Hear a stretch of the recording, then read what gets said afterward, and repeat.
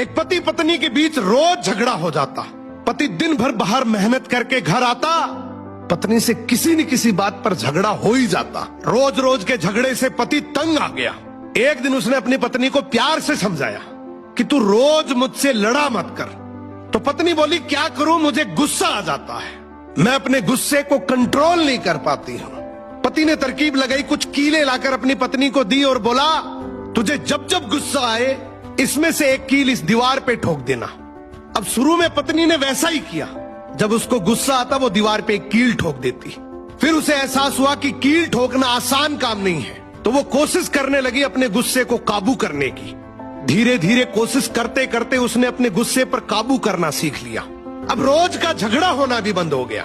फिर एक दिन पति ने कहा कि अब जब भी लगे कि गुस्सा शांत हो गया है तो दीवार में से एक एक करके कील निकाल देना। पत्नी ने फिर वैसा ही किया। जब उसे लगता कि उसका गुस्सा शांत हो गया है, वो अपने गुस्से को कंट्रोल कर पा रही है, तो वो दीवार में से एक कील को हटा देती। अब समय के साथ दीवार से कीलें तो सारी हट गई, लेकिन उन कीलों से दीवार पर हमेशा के लिए बहुत गहरे निशान पड़ गए। अब उस पति ने अपनी पत्नी को जो समझाया वो हमारी जिंदगी में बहुत काम आएगा। पति ने कहा कि बिल्कुल ऐसे ही गुस्से में जब हम किसी के दिल को चोट पहुंचाते हैं, अपने शब्दों से, अपने लहजे से, अपनी प्रतिक्रिया से, चीखते हैं, चिल्लाते हैं, अपशब्द बोलते हैं, कड़वे शब्द बोलते हैं, तो उनके दिल पर भी इतने गहरे निशान पड़ जाते हैं। उसके बाद हम कितनी भी बार माफी मांग ले, वो निशान नहीं मिटते।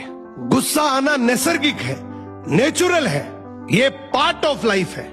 लेकिन इस गुस्से को कंट्रोल करना, इसको काबू करना, एक आर्ट ऑफ लाइफ है, एक कला है।